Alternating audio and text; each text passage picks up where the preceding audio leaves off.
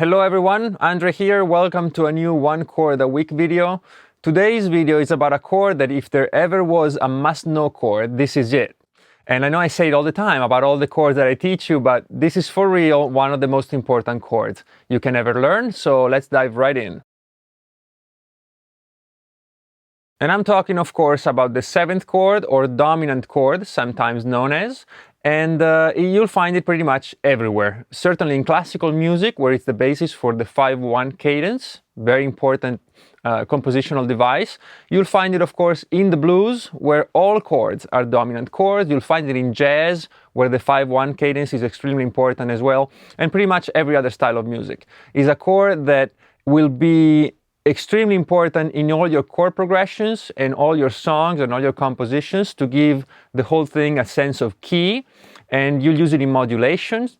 You'll use it pretty much for everything. So let's dive right in. Let's see how it's built and let's look at its formula, and then we'll check out the sound and I'll show you some positions for it, and we'll talk about some scales you can use over it and so on. The formula for the seventh chord is quite simple. It's based on a major triad, which we looked at just not too long ago, so you can check it out. Here's a link. And on top of that major triad, we add a minor seventh. So translated into notes, we have C as the root, as always in these videos. We're talking C as the root. Then we have E as a major third. And then we have G as the perfect fifth.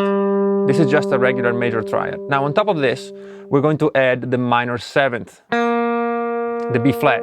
The minor seventh is easy to spot, is one whole step before the octave. So you can just go to the octave, which is C, and then you have B a half step before that, and B flat a whole step before that. All right, so the total of this is C, E, G, and the minor seventh, B flat.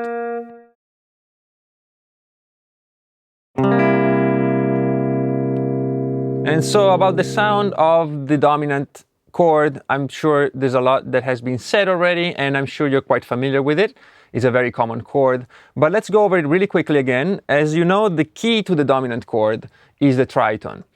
We discussed this a little bit on the diminished chord, I think, just last week, and then also a little bit on the dominant sus4 chords. So here's a couple of links for you in case you missed those. But the idea here is that a dominant chord has a tritone in it. And a tritone is a note, or better said, an interval that divides the octave into two equal parts. So in this specific chord, which we just looked at the formula, which was C, E, G, and B flat, we have, there you go, we have a tritone between the B flat and the E. So between the third and the minor seventh. I'm going to move it up to G for just a second, so we keep all things natural, all notes, no sharps and no flats. And I'm going to play the same chord. This is a G7th chord, okay, same dominant chord. I'm just moving it to G because now I can show you much easier that my tritone here is between the B, which is a third of the chord, and the F, which is the minor seventh. And here's the sound of the tritone.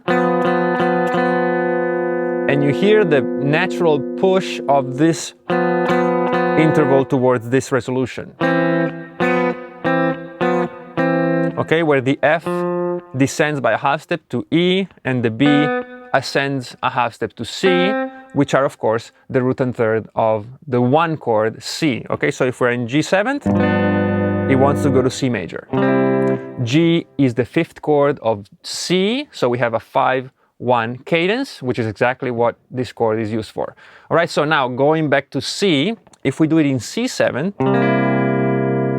this will take us to F, because C7th is the fifth of F. There are many musical consequences to this chord sound. It sounds so strongly pulling towards a root. And so it's used for modulations, for example. Instead of just simple cadences, you can have it chained one dominant chord to the next, following the circle of fifths, for example, and this will give us the secondary dominant concept, which is beyond the scope of this video, but we did talk about it in a live stream, so if I have enough cards left, I will post it up here. And other things, you'll find it, of course, in the blues, where you have a bunch of dominant chords, and none of them really truly resolves. So for example, if I have a blues in C, I have a C7 that wants to resolve to F, but in F I give it another 7th chord, and this chord wants to go somewhere else, right? But instead of bringing it there, to the B flat, I'm giving the G. Why? Because the G now wants to go back to C, but the C again is a 7th. And so there's never quite a resolution. We're always... You see, this C is not this, it's tense. And it's ready to begin again with a new cycle. And that's what the blues is all about. Constant tension that also opens up the field to, strange in a way, scales. The minor pentatonic scale is a minor scale, and it works over a progression that's based on a major chord, this one, the dominant. And then it has two other chords, the 4 and the 5, which are not diatonic, they're not in the key, but they still work over a minor scale from another root. It's strange, but it works, and it's all part of the sound of the dominant chord, right? So there's a lot to be said about this and a lot to be studied, but hopefully this spiked your interest and you'll explore further. All right, so let me show you 3 fingerings for this chord. I always say it, and I feel bad about it, but it is true that this is a must-know chord, and you will have to learn it in many, many ways. Probably 20 or 30 positions on the neck would be good to start with. Small positions, bigger ones, 6-string, 5-string, 4 strings, you know, all that kind of stuff. But today I will show you 3 of them just to get you started. All right, so the first one is with the root on the 3rd fret of the 5th string. Then we go down to the 5th here, which is G on the 5th fret of the 4th string. And here's the 7th. On the 3rd fret of the 3rd string, we'll need a little bar here with my index finger. And then we complete it with the E on the 5th fret of the 2nd string. As we saw before in other chords, you can double the 5th here if you want. This G, you can use the bar and just play it again. But if you want to play just the middle strings, this is a complete 7th chord, so you're fine. Whatever you prefer. All right, the next one has the root on the 6th string, which is always useful to have. And it goes like this. We have the 8th fret, which is C on the 6th string. Then we skip the 5th string, so we have to mute it with this finger. Unless you play with your fingers, then you just skip it. But otherwise, make sure you're muting with this finger. And then we go again on the 8th fret. This is our 7th, the B flat. And then we have the 9th fret on the 3rd string, which is our E, the 3rd. And finally, we have the 8th fret again on the 2nd string, which is our G. So this has all the notes that we need, the C, the E, the G, and the B flat. All right, so this is with the root on the 6th string. And now let's do one smaller one with the root on the 4th string. And very simple, it's the same as this, just move down one set of strings. It's the C on the 10th fret of the 4th string. And then we play 12, 11, and 12. And it goes like this. Root, 5th, 7th, and 3rd. Now, this sounds a bit high up here, but you know, if you need one of these roots, E flat maybe, or F, then it's good to have without having to resort to these 2 roots, which are pretty far off. Right? So these are the 3 chords.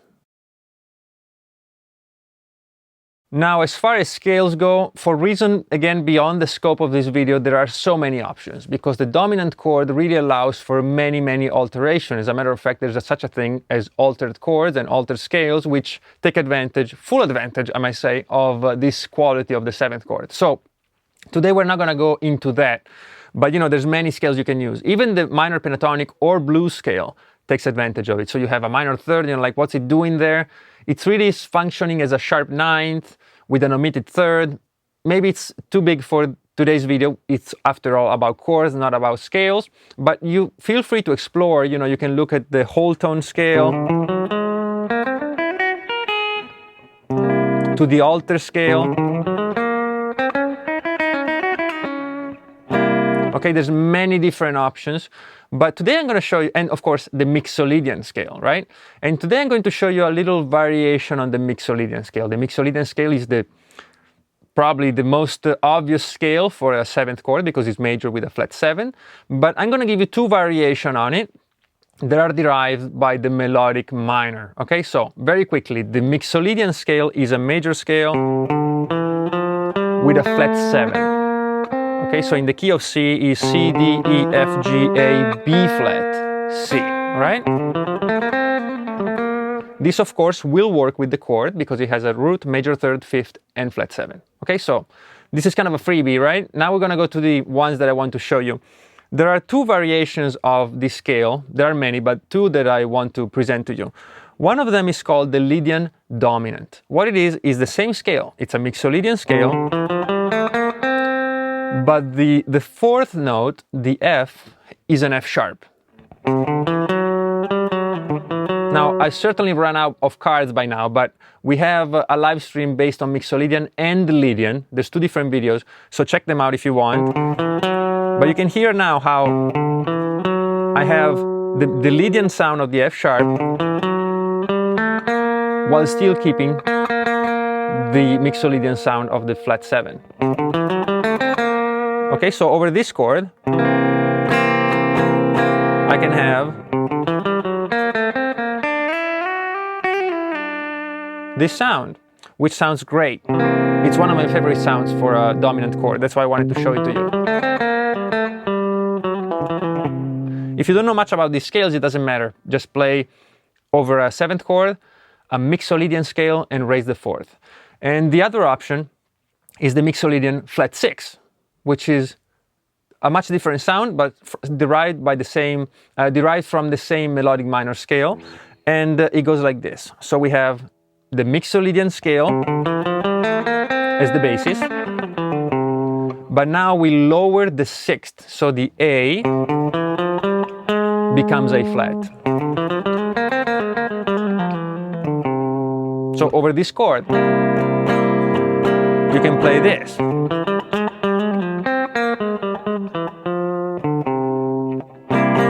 Okay, it's a great sounding scale, and you should definitely check it out. There's many more, but these two I find very interesting, and they're not very often used outside of jazz, and so you can get a personal sounding quality to your improvisations over such a common chord, right? Most people will go to the Mixolydian, most people will go to the actual blues scale or minor pentatonic.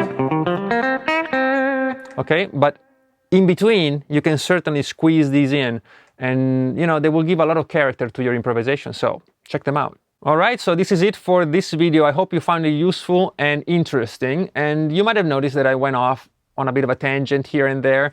And the thing is, with this series of videos, we're going to look at kind of the same quality of chords many times. For example, with the dominant chord, we already saw the dominant sus4 chord. We will look at the 9th chord, we'll look at the 11th chord, all the altered chords. So I don't want to repeat the same thing over and over for each chord.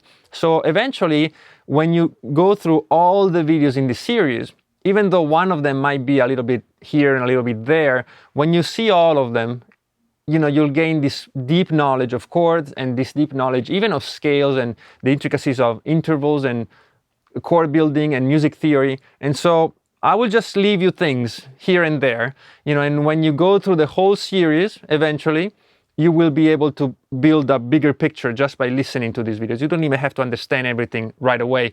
You can just leave it in your mind, and then eventually when we move on to other chords and other chords and other chords, as you put them all together, the big sum of all this will certainly enrich your playing and your knowledge of theory and so on. All right, so I hope you liked it.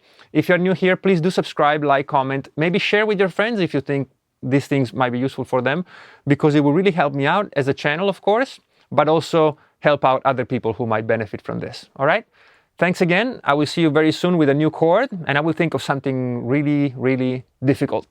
I'm just kidding. I'll see you next week. Bye-bye.